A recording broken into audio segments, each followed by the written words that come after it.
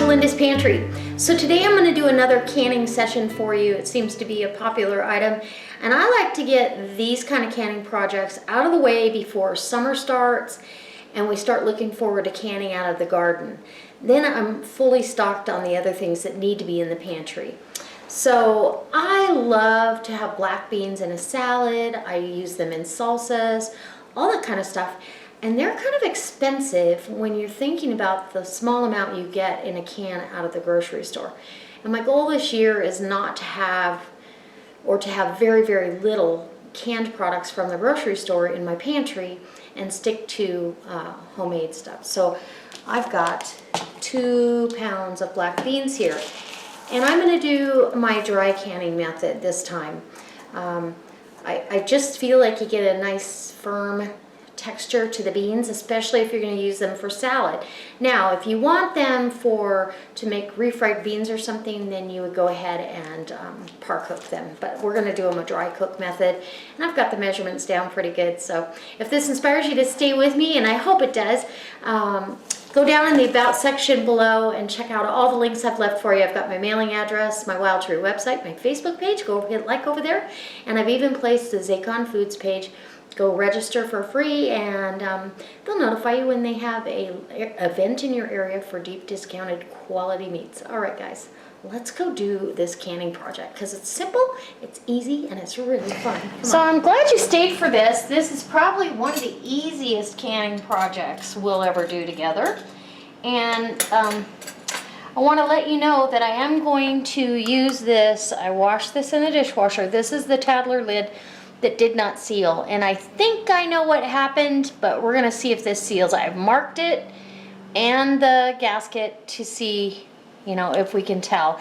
And I'll probably place the jar so just in case this washes off in the processing, I'll know which jar it is. So we're gonna need some canning salt or kosher salt. You're gonna need your beans. Now I've rinsed these really, really well in a colander here with warm water, and just really make sure you get all the dirt off.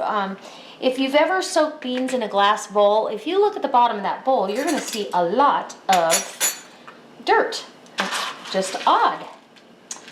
So if you are putting a half a cup of beans, or a cup of beans, okay.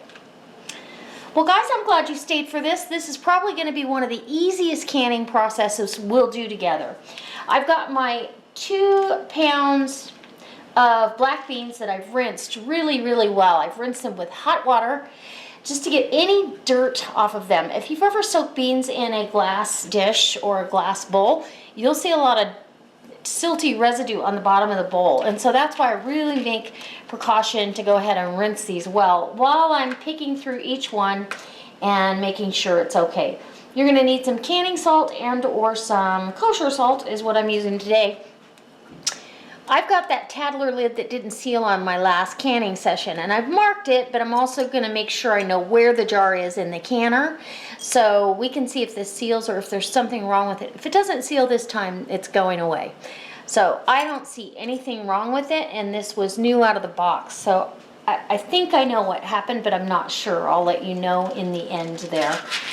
So if you had pre-cooked beans, you would use a cup of beans. So you know they're going to swell at least twice their size. So I'm putting a half a cup of beans, and really that only fills that jar up to 1/4 the way full.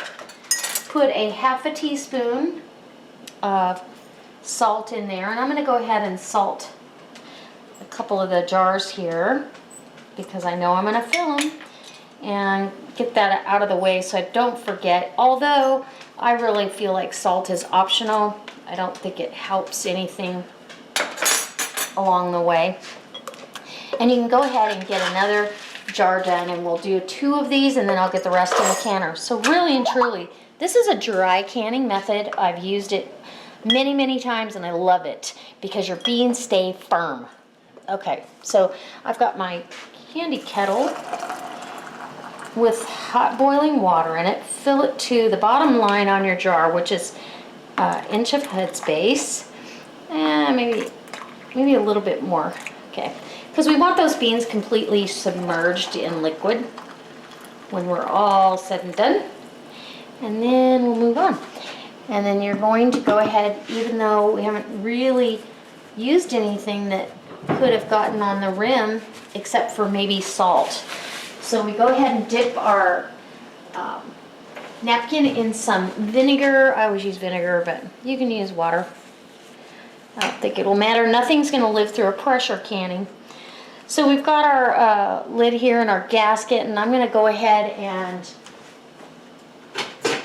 I've got some hot water in a in my measuring cup over here that I've got the other lids and rings in. So we're just going to dip that in that hot water, and we'll go ahead. Oh, I got another lid there with it. Go ahead and place that gasket around there. On we go. And these jars are hot now, so you got to really be careful. So you're going to go ahead and tighten, and you can actually, with taddlers, you're supposed to back off just a tad. After you get it finger tight, back it up a little bit, and then it's ready to go in the canner. So let me get the rest of these going, and I'll bring it back when the canner's full. All right, so I've got my canner full, super easy. I still have beans left, and I'm really halfway tempted, because it is so easy, to get my other canner out and go ahead and do some jars, some more beans, because I hate wasting the beans, and I don't know, it's going to be a dilemma here. I've got my jar that's marked right there, and it's nearest where I lock my canner, which is right here. This is the side my canner locks on. And so I've got that jar right there. Just in case I lose track, I know right where it is. And we're just going to hope that one seals. And we're going to have 8 pints of black beans for salads and salsas and soups and chili, you name it. All right, guys. Remember, the drill is put the lid on. After you get the lid on, you're going to let it vent through the vent hole. After you've inspected everything, of course, you're going to let it vent for a full 10 minutes. And that means your pressure stopper is up in the back, and it's letting off pressure, basically, and getting all the air out of the canner. So you're going to go ahead and let that vent for 10 full minutes, put your weight on, and that's according to your altitude. My altitude is 4,500 feet, and so above sea level. So I'm going to use a 15-pound weight. You check that for your area. I think you could find out at your extension agency. And this recipe is an older ball canning book recipe. It's calling for an hour and 15 minutes for pints and an hour and a half for quarts, just like meat. And because these are dry beans, I'm going to do that timing because I've always had really good luck with it. So, that being said, I'll bring you back when we're pulling these out of the canner, because they're going to can for an hour and 15 minutes after the jiggler starts dancing. Okay, so it's loud, but as you can see, I have both canners going. The one over here on the right has 57 minutes to go, and in this canner I put 2 jars of northern white beans, and the rest are black beans, and I only came up 7 jars in there, 2 of which are northern white beans and the rest are black beans. And that was the jars that I had available that were empty in the house. And this one will be done a little bit after, but I've written down I'm done at 6:20. So these both vented for 10 minutes, and then as soon as that dancing starts, and that's what you want to see for this Presto canner, and you can get these at Walmart.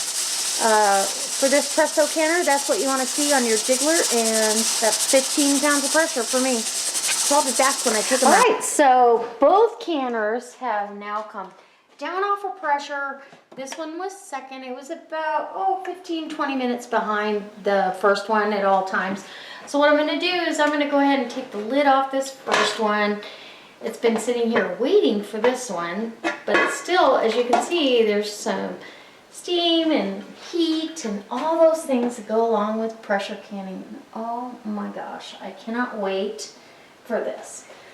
I get really excited no matter what, because we have to tighten these Taddler lids as soon as they come out of the canner. And so now we're going to get our first look at our black beans, which I'm super excited. Look at that. They're still boiling in the jar, and we're gonna go ahead and finish tightening it because there was some give, and they're gonna be kind of settled at the bottom. I don't want to disturb these jars too much. They're gonna settle at the bottom. I'm gonna judge because every bean is different. Each bean rehydrates bigger or smaller than the other. And my suspicion was that black beans were a little bit smaller, but that's okay, because I don't generally use a huge portion. So I've got some excess liquid at the top, which is better than too many beans, in my opinion. And we're gonna get to compare that with the northern beans, which I did the same dry measurement on. And just crank those. Okay, so I'm excited. I think for Great Northern beans, that's a perfect measurement for a pint jar. There's still liquid in there, you can see that, and there's room to spare. But for the black beans, I think next time I will go ahead and use either a third of a cup, or maybe even, you know, I could have probably got away with a half cup, just because the bean is so small. Here is the jar that I'm gonna see if it holds its seal this time with that same gasket and same lid. And if it does, then it was my fault, and I kind of think I know maybe what happened, but I can't be positive because who knows. So anyways, I hope it inspires you to stay with me next time. Come along for the next video, and especially because I'm going to be doing a review on things I've canned. And if you're not a subscriber, I hope you hit subscribe, and share this on your Facebook page. Give me a thumbs up, all those good things. And I can't wait to see you next time for another fabulous recipe or another great canning session, because I had fun today, and I hope you did too. All right, guys, God bless.